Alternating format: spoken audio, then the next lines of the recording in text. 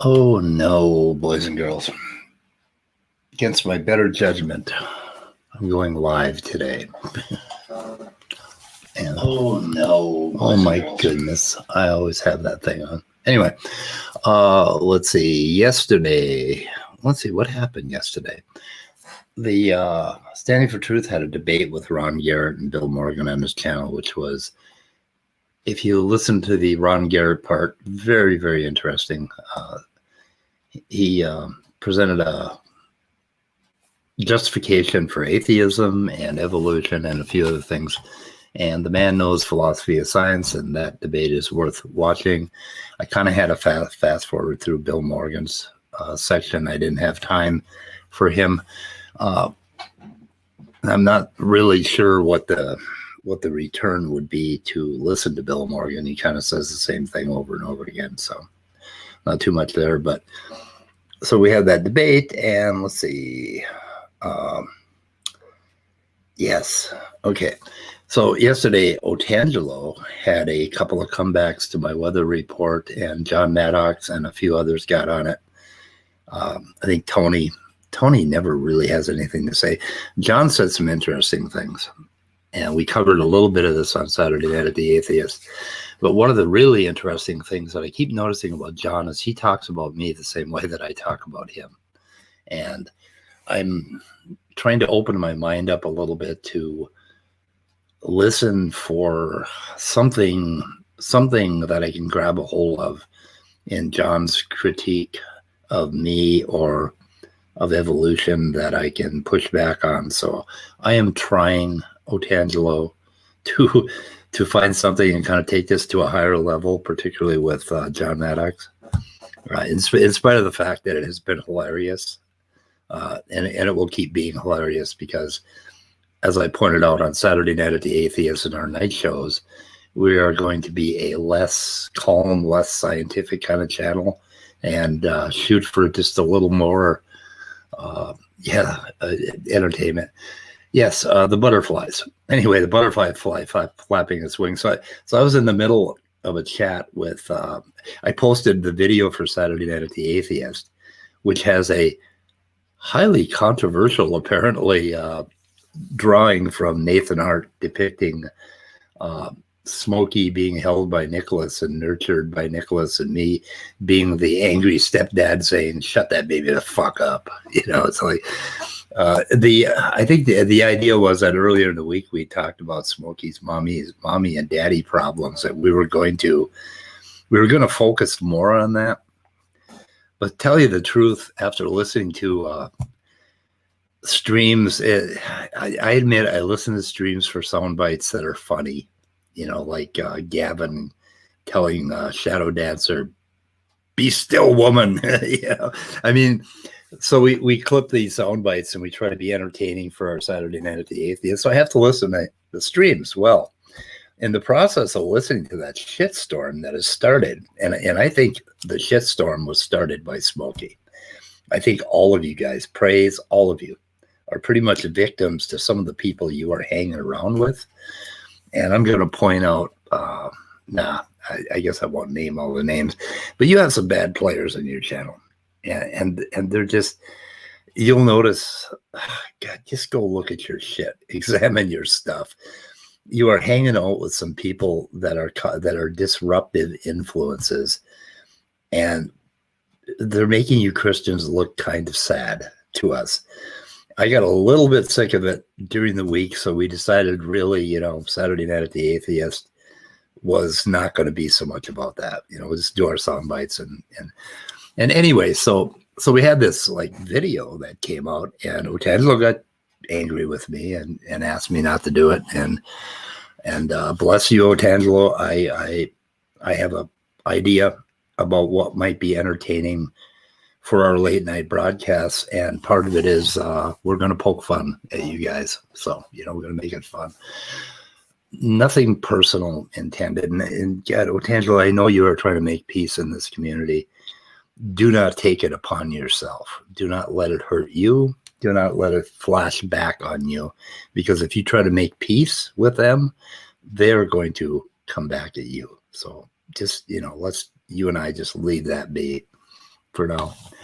So, what do we have?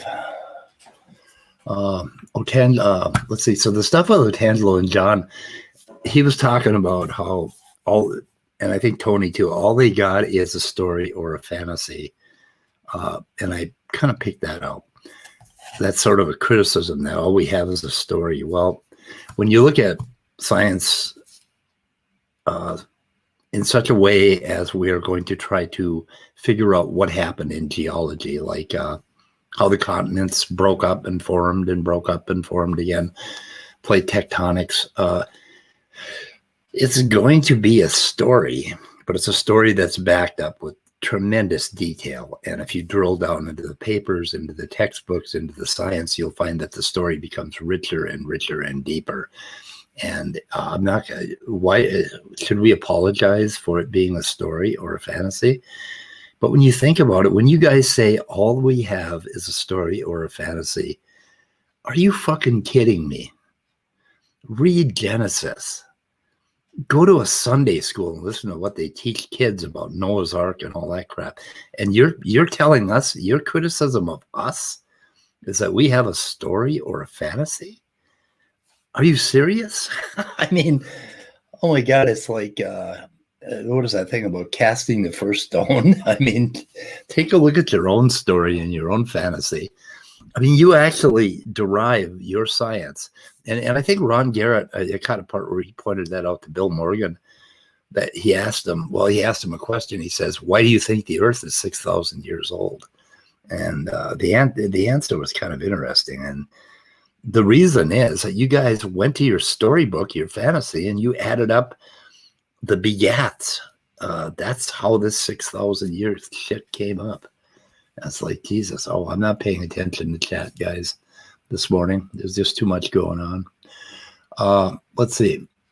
So then what else? Okay, so there's a story and the fantasy, and I'm going to try and find a little more on Maddox. There was this paper that came up. Let me see if I can grab it here. That Otangelo mentioned, and John had mentioned before, nervous-like circuits in the ribosome, facts, hypothesis, and perspectives. And they're talking about looking at the ribosome. Very interesting paper, but quite dense.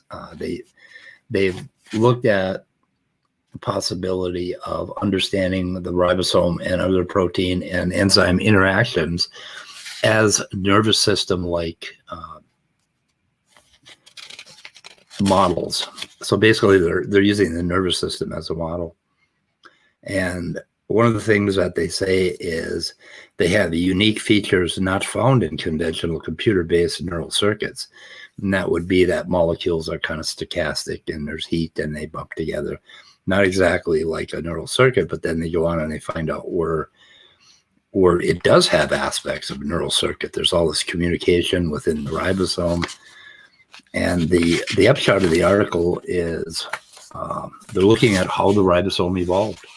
And one of the suggestions is that the ribosome could have been its own organism, its own sort of chemical organism, and that it too, by endosymbiosis, basically got into another prokaryotic cell, and that's one of the reasons why the ribosome complex exists in prokaryotes and eukaryotes.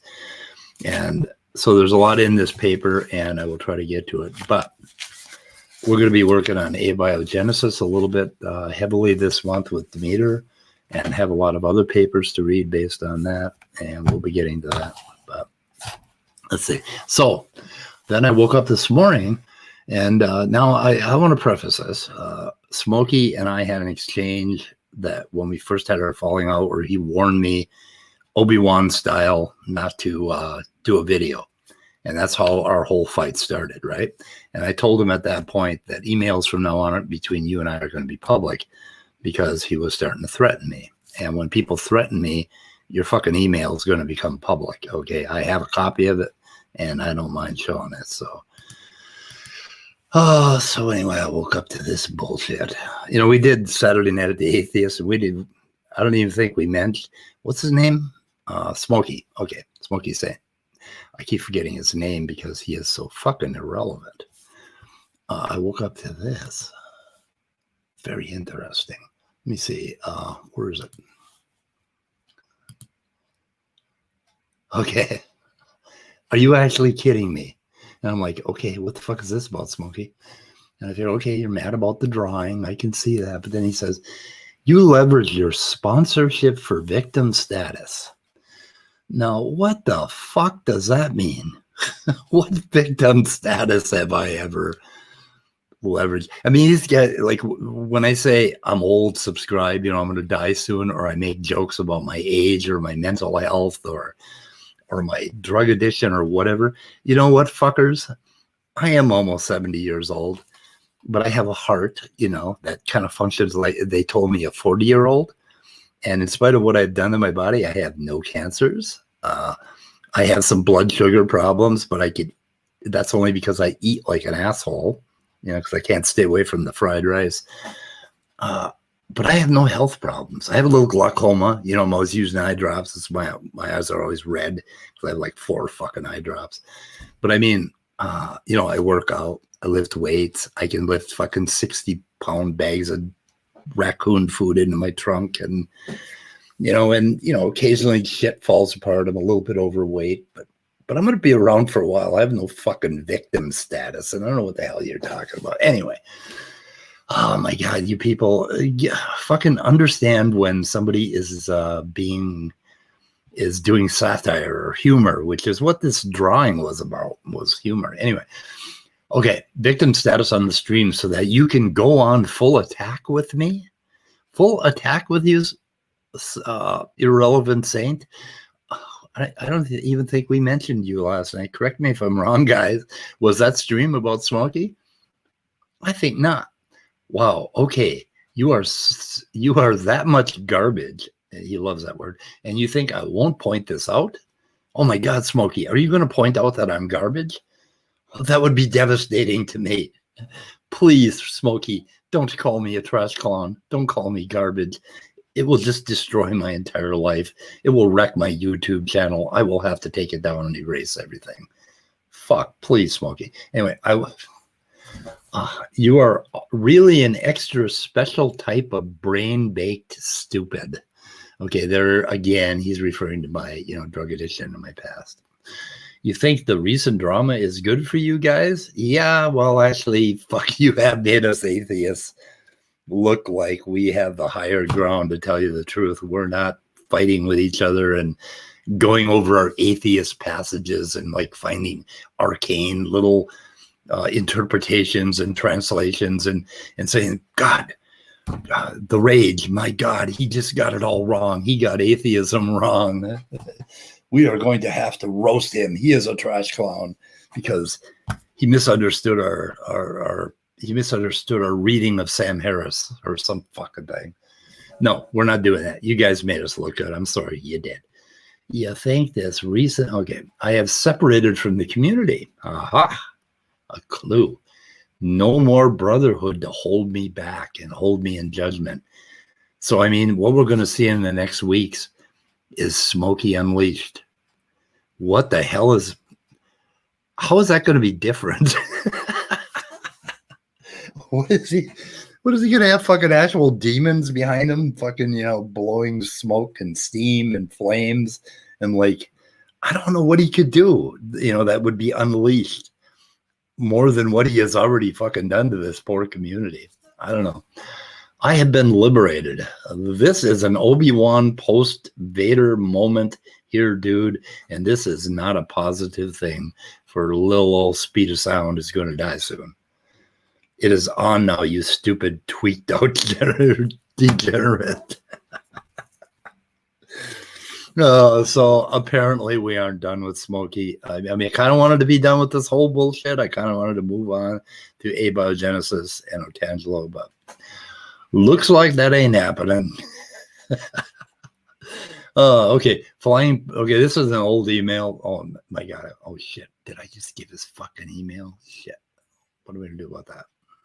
God damn it. I hope that's public, Smokey. If it isn't, I'll try to edit it out. just shooting this out of private signal with good faith. Anyway, he did this whole Obi-Wan. This is the original mail. Are you actually at least aware how ridiculous you are when you said you deny arguments from authority and held up a stack of books from the authorities? All you had to do was bring forth one actual argument from one of the authorities. He's talking about my hangout with Tony.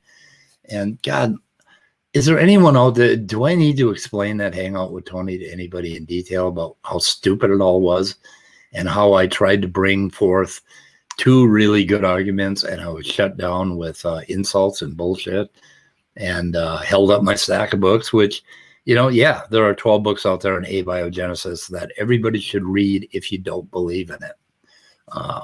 And all of us, of course, should read if we have the fucking time. So, but here we go again. Speed, it's Star Wars and Anakin.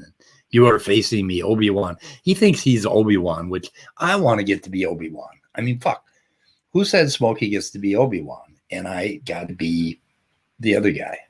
I mean, I don't want to be Darth Vader. I mean, Smokey, you look more like Darth Vader. I think you should switch this up. What do you think, guys? I'm not watching the chat. I'm sorry. That drawing was, our drawing really set people off last night. And Nathan Art did it. And he's you know, I've linked his Instagram. And he sent it to me, and I saw John Maddox in the crib or the playpen saying literally, and I fucking lost it. I just had to use this thing. The idea is, you know, Nicholas nurturing or whatever. I thought we depicted Nicholas as, you know, his nurturing role, which is fairly accurate. So anyway, so I'm rambling, but I mean, this is just bullshit, and I'm sure that shit's going to get real with Smokey, but, you know, yeah. So the Nakasuchi, if you're out there, please reach out. I guess we're going to be doing some Smokey work probably together in the next few weeks. You know, unless he wants to just fucking stop. I mean, geez, Smokey, you are irrelevant to us. You don't know anything about science. Your scriptural bullshit has gotten boring. Your drama to us is, other than the sound bites, has really gotten boring. We don't care anymore. So I think we're kind of done with y'all. I don't know. Stop it. I'm not gonna warn you, just stop it. You know, I don't fucking write people emails and warn them about what they can do on their channel. For God's sake, grow the fuck up. Let me see if I can do another thing here. I just wanted to do one more thing because we should have something relevant on our channel. Let me see. Hang on a second, guys. Am I... Okay. So here's my really bad drawing. And, oh no, I lost my lightsaber. Where's my lightsaber? There it is. Okay, got my lightsaber. Fucking iPad shut off. Okay, so of course, you know, we'll draw the cell this big. Inside the cell, we have the nucleus, which we're going to have to draw oversized, okay, guys? And inside this nucleus, we have a whole ton of chromosomes, 23 chromosomes. And the interesting thing, when they talk about the 4D nucleome, in case one does not know what this was all about, this four-dimensional thing, what was discovered, I think it started about 15 years ago or maybe earlier, but, you know, it's become prominent, is that chromosomes have regions, like they curl around and accumulate in their own little neighborhood in basically in the nucleus, and they have streams that run out, and then they kind of have some ends that, you know, I don't know where the hell their end is, but they have some ends that kind of poke out there. And then we have to have a new color. I'm talking about science now, guys. I switched. And then we'll have like chromosome 2 will be over here, and it will have an end sticking out over here, and it'll have some loops coming out and that sort of thing. and some of these loops might even go over here, that sort of. But there is something called lamin, basically on the nucleus. It's sort of a sticky substance, that forms a structure for the nucleus, and it attaches to these chromosomes, right? And let's see, let's draw just one more chromosome region, and it's got some loops sticking out here, and it's got some ends sticking out here. Okay, that's pretty fucking messy, but let's take a look here. So now these little ends stick out in something called a nucleosome, and it's not really a thing. It's just sort of an area, and that is where a lot of the RNA is made. These little like ribosomes and all the parts, some of the non-coding RNA, they call it, are made in this little area right here. So there's sort of a structure, and this becomes a little kind of factory. And then there is a, give me a color, dude. Give me a color. These ends sort of loop out into other areas in the nucleus, and now we're getting really messy. But this is kind of like a factory for transcription, transcribing mRNAs, basically. So this is kind of where there's like a whole lot of enzymes for transcribing RNA or genes into mRNA, which is what we're going to use for proteins. So mRNAs go out here, and those are called messenger RNAs. They have the proteins. But the point I wanted to make is that we have these nuclear neighborhoods that we've discovered, and they've been able to tag different chromosomes, and they've been able to color them and actually get colored pictures of these neighborhoods, and they're like, whoa, why are they doing that? And that gives us a whole 4D structure to DNA that ends up determining for particular cell types which proteins are made for that particular cell type. If you have a liver cell, there's going to be a little bit of difference in what gets looped out here and what gets translated than it will for, say, a cell in your stomach lining, that sort of thing.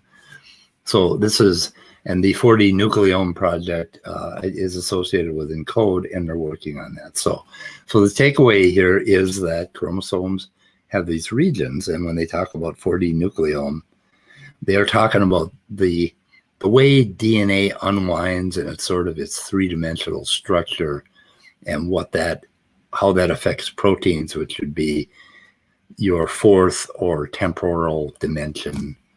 Things change, over time, that sort of thing.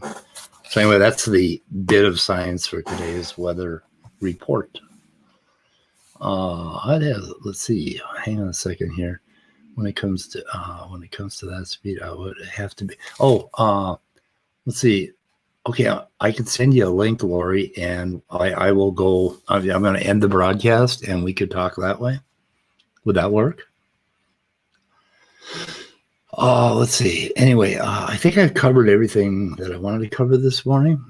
I'm probably not going to do any other streams today. I don't think. I might do a thing with Otangelo. I think he wanted to chat about some more of this abiogenesis stuff. So, hi, Nathan.